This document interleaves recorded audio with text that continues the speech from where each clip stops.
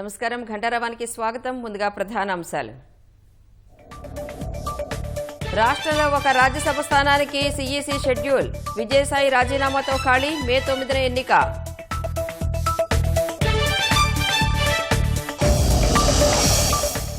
ఛత్తీస్గఢ్లో మరోసారి ఎన్కౌంటర్. ఎదురుకాల్పులో 2 మావోయిస్టుల మృతి.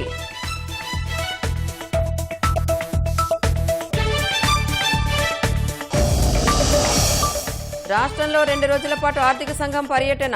ఆర్థిక పరిస్థితులు, ఇతర అంశాలపై ప్రజెంటేషన్ ఇవ్వనున్న సీఎం.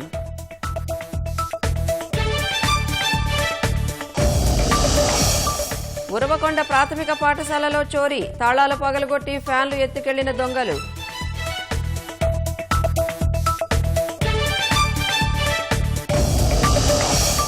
భారత వ్యవహారాల్లో జోక్యం చేసుకునే అధికారం పాకిస్తాన్కు లేదు. వక్ఫ్ చట్టంపై నిరాధార ఆరోపణలు సరికాదని ఆగ్రహం.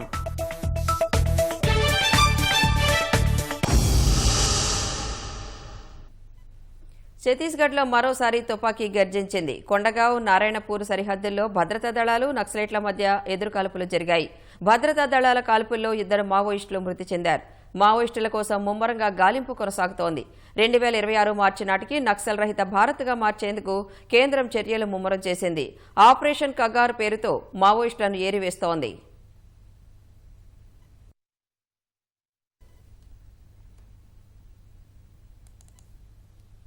అనంతపురం జిల్లా ఉరవకొండ మండల పరిషత్ ప్రాథమిక పాఠశాలలో చోరీ జరిగిన ఘటన ఆలస్యంగా వెలుగులోకి వచ్చింది. 13, 14వ తేదీలో సెలవు కావడంతో దుండగులు తాళాలు పగలగొట్టి బడిలోకి చొరబడ్డారు. స్విచ్ బోర్డులు ధ్వంసం చేసి ఫ్యాన్లు ఎత్తుకెళ్లారు. పాఠశాలలో దొంగలు పడినట్లు గుర్తించిన ప్రధాన ఉపాధ్యాయురాలు నసీర్ బేగం ఉరవకొండ పోలీసులకు ఫిర్యాదు చేశారు. దొంగలను అరెస్టు చేసి ఇకపై ఇలాంటి ఘటనలు జరగకుండా చర్యలు తీసుకోవాలని కోరారు.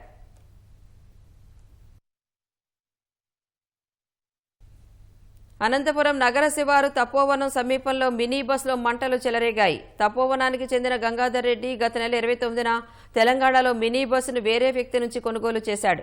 2 రోజుల క్రితం సర్వీసింగ్ చేయించి బస్సు నడపడానికి సిద్ధం చేసి తపోవనం హైవేపై పార్కింగ్ చేశాడు. ఈ క్రమంలో అర్ధరాత్రి మినీ బస్సుకు సమీపంలో ఉన్న విద్యుత్ తీగలు తెగి బస్సుపై పడటంతో మంటలు వ్యాపించాయి. ఈ ప్రమాదంలో బస్సు పూర్తిగా కాలిపోయింది. సమీపంలో ఎవరూ లేకపోవడంతో పెద్ద ప్రమాదం తప్పింది.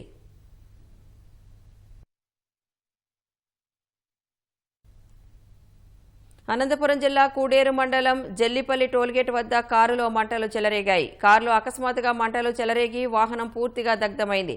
స్థానికుల సమాచారంతో ఘటనాస్థలికి చేరుకున్న అగ్నిమాపక సిబ్బంది మంటలను అదుపు చేశారు. ఈ ఘటనపై పోలీసులు దర్యాప్తు చేస్తున్నారు. కారు ఎవరిది, ఎక్కడకు వెళుతున్న దానిపై ఆరా తీస్తున్నారు.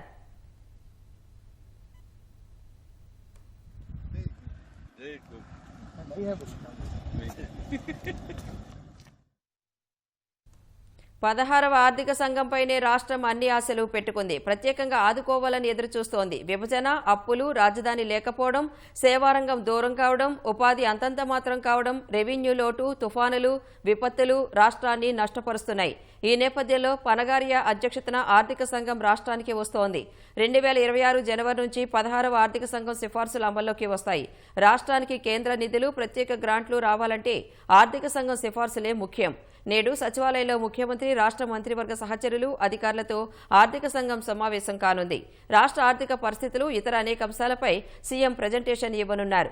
ఆ తర్వాత విజయవాడలో వివిధ పార్టీల ప్రతినిధులతో ఆర్థిక సంఘం సభ్యులు మాట్లాడతారు. మర్నాడు తిరుపతి వెళ్లనున్నారు. అక్కడ వ్యాపార, పారిశ్రామిక వర్గ ప్రతినిధులతో సమావేశమవుతారు. వారి నుంచి కూడా వినతులు స్వీకరించి అన్నింటినీ సమీకరించి కేంద్ర ప్రభుత్వానికి తగిన సిఫార్సులు చేస్తారు. శ్రీ సత్యసాయి జిల్లా పర్యటన రోజున జగన్ను తిరిగి తీసుకెళ్లకుండా వెనక్కి వెళ్లిన హెలికాప్టర్ పైలట్, కో పైలట్లను పోలీసులు విచారించనున్నారు. ఈ నెల 8న పాపిరెడ్డిపల్లిలో మృతి చెందిన వైసీపీ కార్యకర్త లింగమయ్య కుటుంబాన్ని పరామర్శించేందుకు జగన్ హెలికాప్టర్లో రామగిరి మండలం కుంటిమద్ది వరకు వచ్చారు.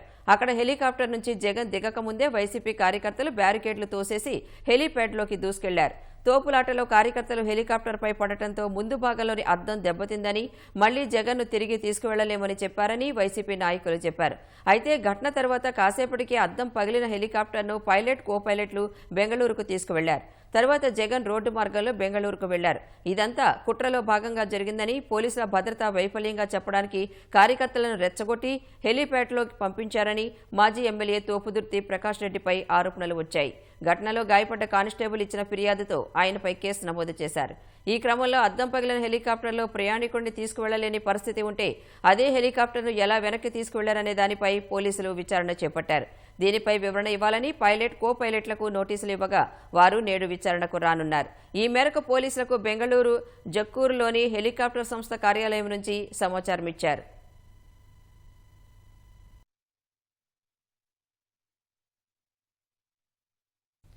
ఒకరు ఆటో డ్రైవర్ కూతురైతే మరొకరు తల్లి అనారోగ్యాన్ని నివారించాలని తపన పడే పేదింటి విద్యార్థిని, ఇంకొకరిది పేద వ్యవసాయ కుటుంబం, వేరొకరిది చిరు వ్యాపారం మీద నడిచే కుటుంబం. ఇలా వివిధ వర్గాలకు చెందిన విద్యార్థులు ప్రభుత్వ కళాశాలల్లో చదివి ఇంటర్లో మెరుగైన ఫలితాలు సాధించారు. తమలాంటి పేద విద్యార్థులను ప్రోత్సహిస్తే ఉన్నత శిఖరాలను అధిరోహిస్తామంటూ ధీమా వ్యక్తం చేస్తున్నారు. ప్రభుత్వ విద్యాసంస్థలో చదివి ఇంటర్మీడియట్లో మంచి ప్రతిభ చూపిన విద్యార్థుల అభినందన సన్మాన కార్యక్రమాన్ని మంత్రి లోకేష్ వినూత్నంగా నిర్వహించారు. విద్యార్థుల కల ఏంటి, ప్రభుత్వ విద్యపై వారి సూచనలు ఎలా ఉంటాయో తెలుసుకునే ప్రయత్నం చేశారు. సన్మాన కార్యక్రమం వద్ద విద్యార్థుల కోసం ప్రత్యేకంగా 3 గోడలను ఏర్పాటు చేశారు. షైనింగ్ స్టార్స్ వాల్పై విద్యార్థుల పేర్లు, వారు సాధించిన మార్కులు, విద్యాసంస్థల వివరాలను ఉంచగా మరో దానిపై డ్రీమ్ వాల్ ఏర్పాటు చేసి పిల్లల కలలను తెలుసుకునే ప్రయత్నం చేశారు. ఇంకో చోట గ్రాటిట్యూడ్ వాల్ ద్వారా వారి అభిప్రాయాలకు చోటు కల్పించారు.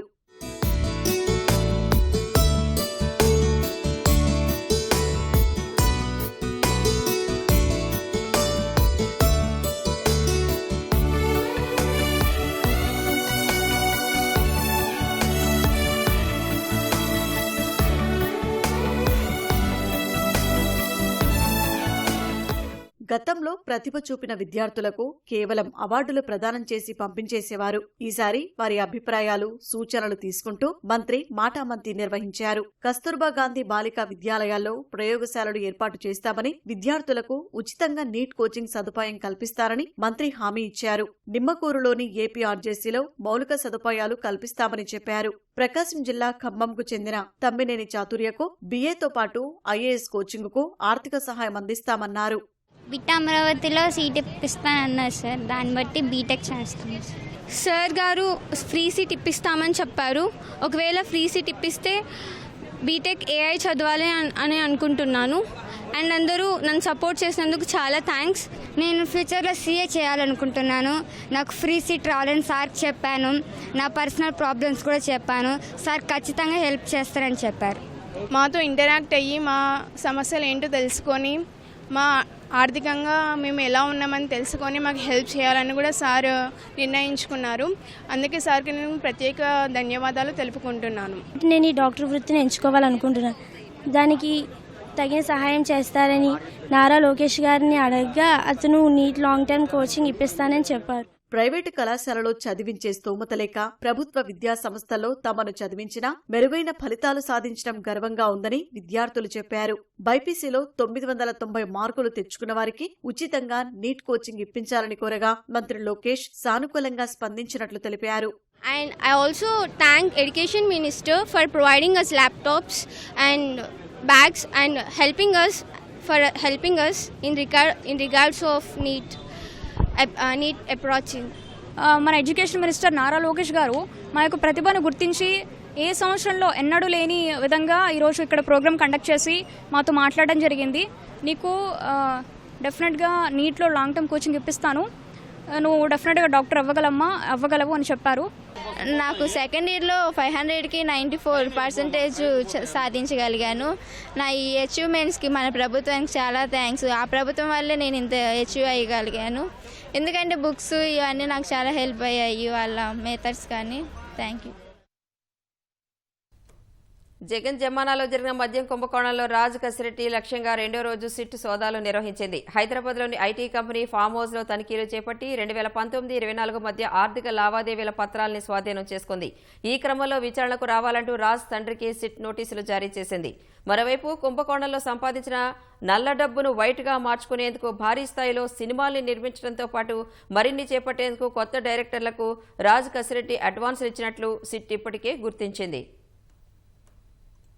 వైసీపీ హయాంలో జరిగిన మద్యం కుంభకోణంలో నాటి ప్రభుత్వ పెద్దల తరపున అన్నీ తానే వ్యవహరించిన కీలక పాత్రధారి కసిరెడ్డి రాజశేఖరరెడ్డి కుటుంబ సభ్యులు, బంధువులు, బినామీలు మద్యం కుంభకోణం సొత్తును పెట్టుబడులుగా పెట్టిన సంస్థలు, వాటి డైరెక్టర్ల నివాసాలు, కార్యాలయాల్లో వరుసగా రెండో రోజు సిట్ సోదాలు కొనసాగాయి. మొత్తం 15 బృందాలు హైదరాబాద్లోని వివిధ ప్రాంతాల్లో తనిఖీలు చేపట్టి కొన్ని కీలక పత్రాల్ని స్వాధీనం చేసుకున్నాయి. రాజ్ కసిరెడ్డి తల్లిదండ్రులతో పాటు అందుబాటులో ఉన్న వారిని ప్రశ్నించి సమాచారం రాబట్టాయి. విచారణకు హాజరు కావాలంటూ రాజ్ కసిరెడ్డి తండ్రి ఉపేంద్ర రెడ్డికి నోటీసులు అందించాయి. సిట్ నోటీసుల్ని బేఖాతరు చేస్తూ విచారణకు హాజరు కాకుండా పరారైపోయిన కసిరెడ్డి ఆర్థిక మూలాల్ని స్తంభింపజేయడం, మద్యం కుంభకోణం సొమ్ము ఏ సంస్థల్లోకి ఎలా మళ్లించారో గుర్తించడమే లక్ష్యంగా సిట్ బృందాలు ఈ సోదాలు కొనసాగిస్తున్నాయి.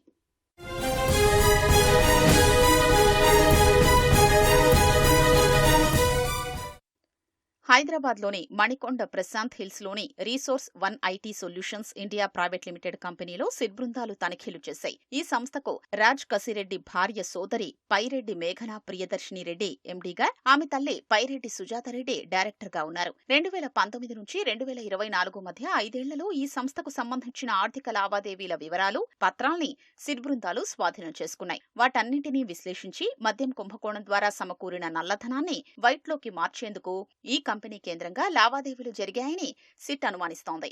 అరేట్ ఆసుపత్రి డైరెక్టర్గా ఉన్న డాక్టర్ తీగల విజేందర్ రెడ్డి నివాసం, కార్యాలయాల్లోనూ సిట్ అధికారులు సోదాలు జరిపారు. ఈ ఆసుపత్రికి రాజ్ కసిరెడ్డి భార్య పైరెడ్డి దివ్యారెడ్డి డైరెక్టర్గా ఉన్నారు. ఇక్కడ గత 5 ఏళ్లలో జరిగిన ఆర్థిక లావాదేవీల వివరాల్ని విజేందర్ రెడ్డి నుంచి రాబట్టారు. హైదరాబాద్ నగర శివారులోని ఓ ఫామ్ హౌస్ లోనూ సోదాలు చేసిన సిట్ అధికారులు అక్కడ కసిరెడ్డికి చెందిన అత్యంత ఖరీదైన వెల్ఫైర్ కారును స్వాధీనం చేసుకున్నారు.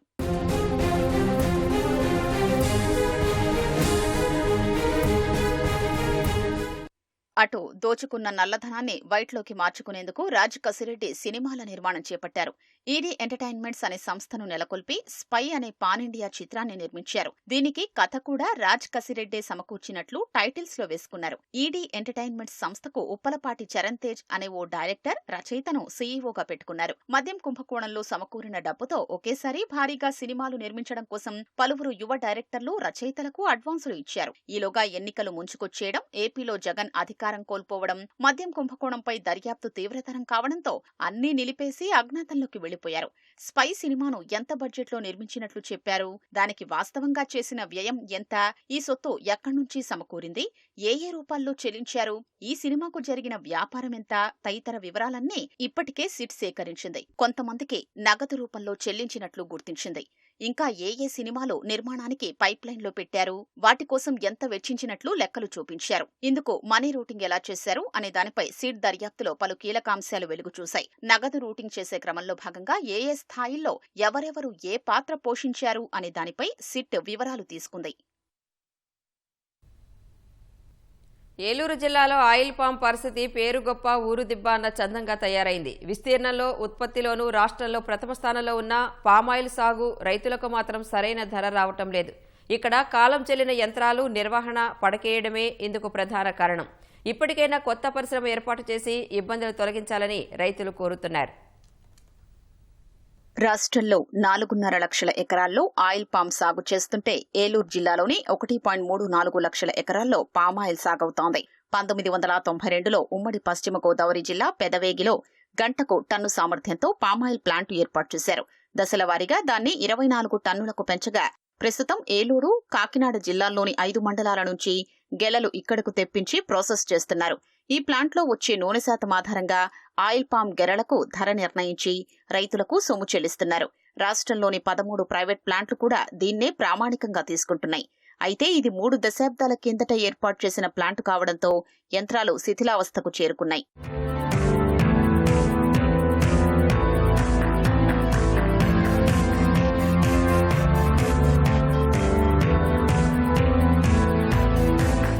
యంత్రాల సామర్థ్యం తగ్గిపోవడం, నిర్వహణ లోపభూయిష్టంగా తయారవడంతో ఆయిల్ పామ్ గెరల నుంచి నూనె ఉత్పత్తి బాగా పడిపోతోంది.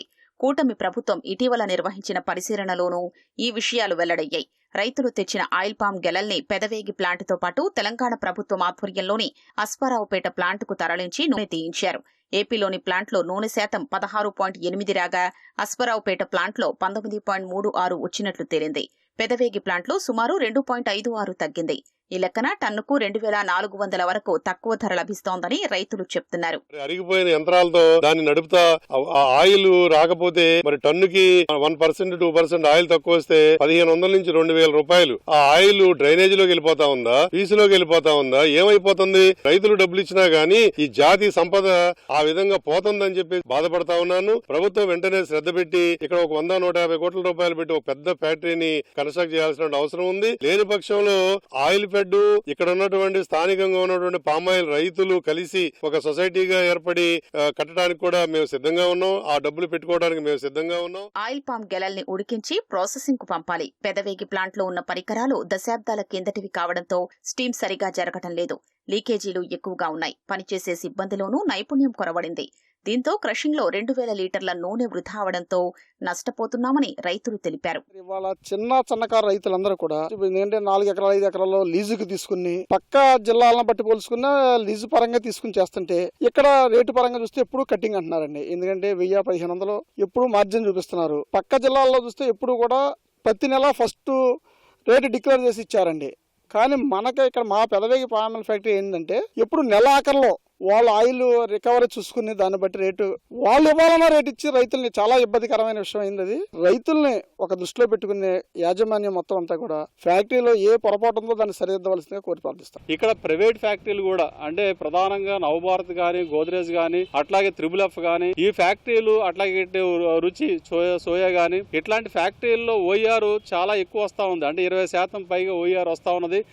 కంపెనీలకు లాభాలు వస్తా ఉన్నాయి. మరి కొత్త ప్లాంట్లు నిర్మాణం చేస్తా ఉన్నారు. కానీ ఇక్కడ పెదవేగిలో ఉన్న ఆయిల్ ఫెడ్ కర్మాగారాన్ని ప్రభుత్వాలు నిర్లక్ష్యం చేయడంతో కొత్త ఫ్యాక్టరీ నిర్మాణం చేయకపోవడంతో ఈ పాత మిషనరీతో ఉన్న ఈ పెదవేగి ఆయిల్ ఫెడ్ కర్మాగారంలో రికవరీ శాతం వచ్చే పరిస్థితి కనబడట్లేదు. పైగా ఇక్కడ అవినీతి పెరిగిపోయింది. ఈ కొత్త ఫ్యాక్టరీ నిర్మాణం చేయాలంటే దాదాపు 200 కోట్ల పైగా ఖర్చు అవుతా ఉంది. అందుకు నిధుల్ని అటు కేంద్ర ప్రభుత్వం ఇటు రాష్ట్ర ప్రభుత్వం కూడా నిధులు కేటాయం చేయాలని చెప్పేసి కూడా కోరుతా ఉన్నాం. తెలంగాణ ప్రభుత్వం ఆధ్వర్యంలో ఇప్పటికే 2 ప్లాంట్లు ఉండగా మరో 3 ఏర్పాటు చేసేందుకు సన్నాహాలు చేస్తున్నారు. ఆయిల్ పామ్ సాగు విస్తీర్ణంలో దేశంలో అగ్రభాగాన ఉన్న ఏపీలో మాత్రం ప్రభుత్వం ఆధ్వర్యంలో ఉన్న ఆ ఒక్కటి కూడా సరిగా పనిచేయటం లేదు. అందుకే కనీసం మరో 2 ప్లాంట్లు ఏర్పాటు చేయాలని రైతులు కోరుతున్నారు. వక్ఫ్ సవరణ చట్టంపై పాకిస్తాన్ ఇటీవల చేసిన వ్యాఖ్యలను భారత్ ఖండించింది. అవి నిరాధార, ప్రేరేపిత వ్యాఖ్యలని స్పష్టం చేసింది. భారత అంతర్గత వ్యవహారాల్లో జోక్యం చేసుకునే అధికారం పాకిస్తాన్కు లేదని ఉద్ఘాటించింది. భారత పార్లమెంట్ ఆమోదించిన వక్ఫ్ సవరణ బిల్లుపై పాకిస్తాన్ చేసిన ప్రేరేపిత, నిరాధార వ్యాఖ్యలను తీవ్రంగా ఖండిస్తున్నామని పేర్కొంది.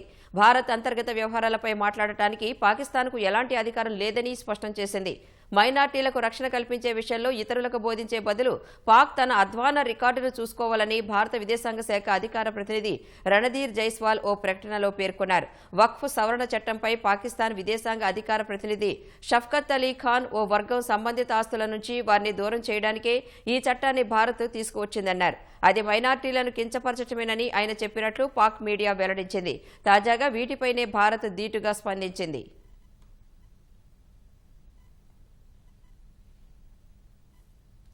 ఒంటిమిట్ట శ్రీ కోదండరామస్వామి వారి ఆలయంలో పుష్పయాగ మహోత్సవం అంగరంగ వైభవంగా జరిగింది. తులసీ దళాలు, మల్లెలు, రోజా, చామంతి, గన్నేరు, సంపంగి, మొగలిదళం తదితర పుష్పాలు, పత్రాలతో స్వామి అమ్మవారికి పుష్ప నీరాజనం సమర్పించారు. ఆంధ్ర, తమిళనాడు, కర్ణాటక రాష్ట్రాల నుంచి 2.5 టన్నుల పుష్పాలు విరాళంగా అందాయి. ప్రకృతి వైపరీత్యాల నుంచి భక్తులను కాపాడాలని స్వామివారిని ప్రార్థిస్తూ భూమాతను ప్రసన్నం చేసుకునేందుకు శ్రీ వైష్ణవాలయాలలో పుష్పయాగం నిర్వహిస్తారు. అదేవిధంగా బ్రహ్మోత్సవాల్లో గానీ, నిత్య కైంకర్యాల్లో గానీ తెలియక ఏవైనా లోపాలు జరిగి ఉంటే వాటికి ప్రాయశ్చిత్తంగా పుష్పయాగం నిర్వహిస్తారు. ఈ యాగం నిర్వహణ వల్ల సమస్త దోషాలు తొలగిపోతాయని అర్చకులు తెలిపారు.